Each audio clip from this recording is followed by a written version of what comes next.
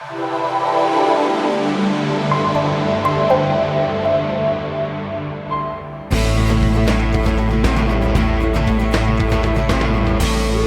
wrote a book together, and we have slightly different stories of how it started, but We do? yeah, slightly. There's just slight variations on it. But I had read an article that Michele wrote for Steve DeShazer had a newsletter at that point. It was called The Underground Railroad for people who work this way.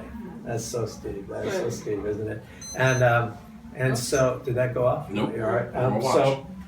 So you know, there was an article by Michele called "The Road Not Taken" or "The Path Not Taken."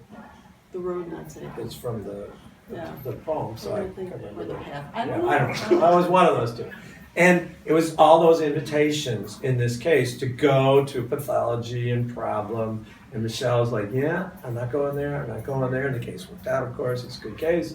And I read that, and number one, I liked the case. And number two, I really liked your writing style. And I was like, wow. So we were at some conference and No, we weren't at some conference. I invited you to do a training in my area. see, that's where we have a different story. That's where we have a different story. No. We were at the Therapeutic Conversations Conference, or the AMFT, one of the two. So here's what really happened. Yeah, that's So I invited him to do a training, and you came to Illinois to do a training. I do remember and then doing we that. went out to lunch, Yes. and over lunch, you said to me, why don't you and I write a book together? That's an interesting story, and I don't agree with it, but that's okay. There's an interim story, so you're missing it. So I see Steve DeShazer at this conference that we're both at, and I hadn't met you yet. And I think it was the AMFT or the no, it wasn't Therapeutic Conversations because I got invited that, but the AMFT. And so I see DeShazer, and I said, you know, that Michele Weiner-Davis, I didn't know how to pronounce her name at the time, that Michele Weiner-Davis, that article in your newsletter was so great. And he said, she's the best person we've had come through our program. She's the best best clinician. I think you thought you were the best person too, but best clinician that we've had come through our program. Now, this just about knocks me over because Steve does not hand out praise to others very often. Right. He did not. So I'm speaking of the president again because he's here for me. And he did, and I was like, two things that stood out. Number one, that she's a great writer, great case, and she's the best clinician. So that's a big endorsement. That Steve said something positive about another therapist was quite notable to me. And so, wow. So then I met you at that conference. And then you invited me, I think. So maybe that conversation happened then, but then I met you at that conference, and I was so impressed with you in person, in addition to what Steve had said, and we laughed our asses off That's too. true. We had so many, like we were teasing each other right away. Right.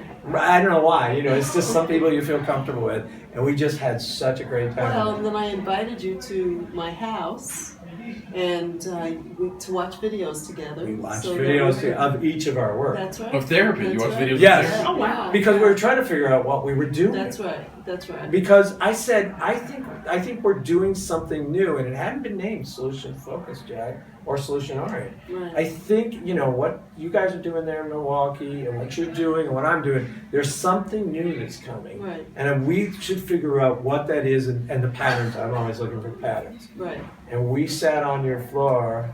Till late at night watching videos together. Right. And he brought his guitar.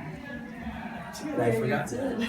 And so we would lay on our floor and watch these videos and then stop and go, what you were doing there? And we would have these conversations and we'd take the notes and all that stuff. And that's how it emerged as a book. And then there's a funny modem story. It was in the early days of computers. I lived in Omaha and she lived in Illinois and Woodstock. And she got the Fat Mac, which I couldn't afford. I had an Apple computer, which was an Apple II, I think. And you had the first Macintosh, which was this thing, and they both could take a modem, but the modems, it was You really receive, first of all, it's over a telephone line. uh, So this was in the day where long distance was long distance charges. it was Yeah. expensive. And so we had to do it like late at night Late at night it was because it's cheaper after 10 or something. And it would come hit from his computer to mine, like one line. One letter at a time. One letter at a time. Dude. So it would be like 11 or 11:30, and I'm like falling asleep. She fell asleep. You did fall asleep one time. You did fall asleep one time. And we go, how much did you get? She goes, I got 2 lines, and we would just roar with laughter. It was like, this is ridiculous. And we laughed so much watching our videotapes too, you know, it was really fun. It was so much fun writing that book. And that's the problem. We had like 3/4 of the time laughing and having fun, and then we were like, we better write this book. You know, we better actually get it done. But we you know, I've had co-author experiences before and since, and almost every time I'm doing like 90% of the work and evoking. We just really collaborated so well. Yeah, I think that's true. And I'll document my genuine appreciation for that invitation, because it really. We should tell that part of the story. You didn't. I said we should write a book together. She thought I was joking. Yeah, well, it's sort of like, yeah, we should do dinner together. It's just like it was a casual thing. 3 days later. 3 days later, I got an outline of the book in the mail. Oh, that's so just cool. add your thoughts. She goes, really? We're going to do this? You were serious? I said, great, we're going to do Shit, it. he's serious. Yeah, he's serious. And then, of course, she surpassed me way far with her writing and all that stuff. We won't. Oh, wow. That's another story. We're not going there. Not yet. I have paid my penance. I have made amends and paid my penance. That's what I was thinking of Chloe. I was like, okay, I apologize for what I did to say. It was one little line, but I paid for it. He doesn't always instill hope. Sometimes he instills faith. That's right. I paid for that for 30 years. How long? How many damn years have I paid for that? What did you do, Bill? I'm not saying. Don't say it. Don't you say it. I'm going to turn off the camera. Hey, let's turn off the camera. And then we get it. No. We'll leave it as an intrigue and solution focus and solution oriented history. Yeah, she'll tell you later. Leslie's got that. Yeah, I know. That's good. Well, thank you guys so much. You have no idea how much the next generation of solution-focused, solution-oriented, just change-oriented professionals. Thank you for doing this together, because we are such long-time friends, and we just... We're beyond co-authors and colleagues. We are. I'm definitely recording this. Faded. Awesome. Thank you.